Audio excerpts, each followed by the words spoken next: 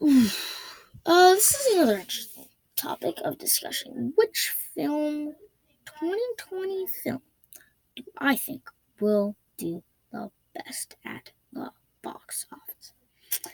And 2020 is an interesting year.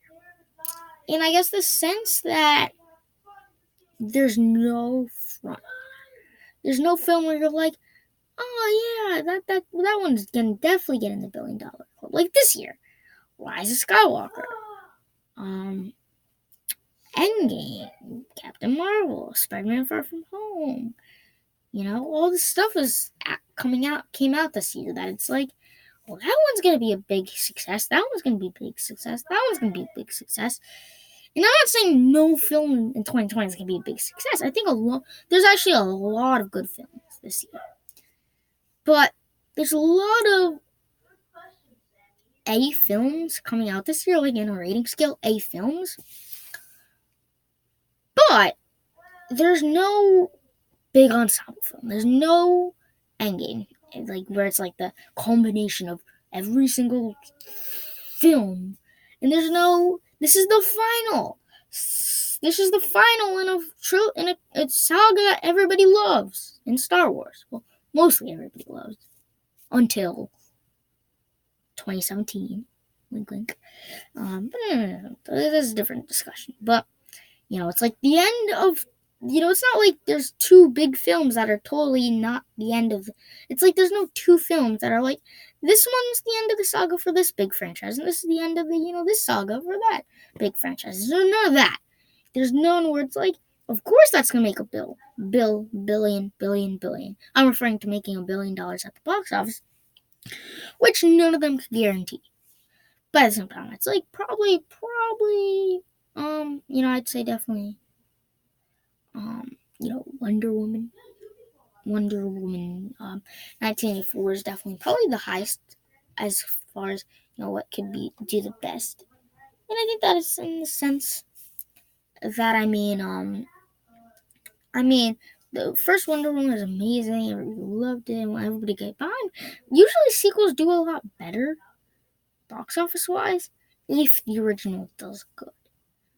That's just like the truth, because it's like not everybody knows what to expect from an original. But once they know that the original is so amazing, of course, when the sequel comes, that'll do very good. So I guess that's also part of my prediction for Frozen coming out this month. But yeah, beyond that. So, again, that's part of it. And also, I guess you could say Black Widow.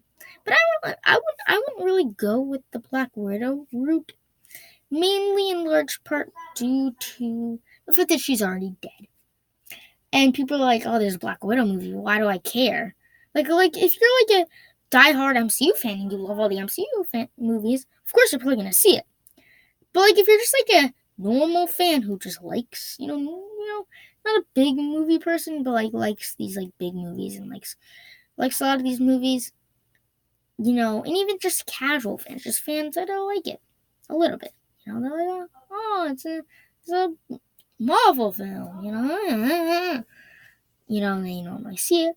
But in this case, if you're just like a fan of movies, but not necessarily this genre, but you do like that, and you watch Endgame and stuff, and a lot of those, pretty much, if you're a big fan of the MCU, big fan of movies, you'll obviously see Black Widow. But other than that, it's like a lot of other people who saw Endgame because it's like a big thing probably wouldn't see it. In this case, it's like, oh, this girl died. Why should I want to see it?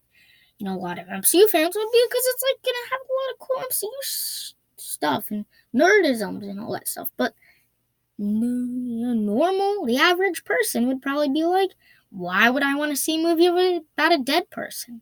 For no reason. It's not like the prequels of Star Wars, where it's Star Wars and it actually matters in the sense that this prequels will, about a character you really enjoy. It's not like Black Widow, nothing against her. She was an amazing character, but it's not like Black Widow was like outstanding, amazing. She was good in all her films that she was in, but it's not like Darth Vader level where you'd have some intrigue. And even then, like I guess it's not like the prequels were good, and so you got the prequel problem of not only do you know what it is, but when you think of prequels, you automatically go to Star Wars, and yeah. You really did. You really did. I'm not even gonna lie. And so I guess when you're thinking of a prequel for Black Widow, it's like number one, a character that I guess doesn't always get the screen time she deserves. Number two, what was it? Oh yeah, number two, nobody really wants to see prequels after they got scarred from Star Wars. And number three, I get it. People are like, but it's an MCU film. Everybody wants, after Endgame, everybody wants to see it. Well, yeah, that's true for Spider-Man Far From Home, and that's kind of being like the dessert to Endgame, which is a big meal, and kind of like the appetizer and Captain Marvel. But with Black Widow, you kind of get it's like if you thought it was a meal, you thought it was like of Endgame, the Endgame meal. You got the appetizers of Captain Marvel, you got the meal of Endgame, and you're like, what's for dessert? Oh yeah, Spider-Man Far From Home. So you ate your meal, essentially. Now you're waiting for the build-up for the next big meal. But Black Widow's just the next installment. It's not like it's anything special. It's in a sense that it's not like they're coming off of a big MCU film. It's not like after that it's a big MCU film. It's like, as a matter of fact, after Black Widow, it's like the most obscure, kind of interesting, weird MCU film, which we'll get to that next, in Eternals. And I think with that, it's like, I don't know. It could be fine. It looks weird, but at the same time, I don't really know enough to. I didn't really know the Eternals from the comics, and until Kevin Feige, during the Phase 4 announcement, I didn't know that it was anything. So yeah, and then besides comic book films, 25th Bond film, which is rumored to be the last Daniel Craig Bond film. And so on that note, it's kind of like, isn't that kind of an end to a saga-ish? And it also has the guy from Bohemian Rhapsody. I don't know his name, but he played Freddie Mercury, which is like, okay, yeah, I kind of liked him in that film. So to kind of please like an interesting choice to actually play the villain.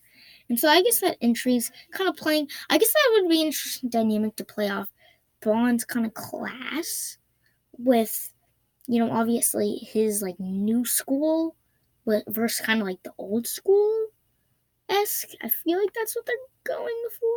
But yeah, I guess that one would be big. And also there's a Godzilla vs. King Kong, which is only a few months out, which is like a few months away. So it's like, didn't even really see any trailers for it. But yeah, beyond that.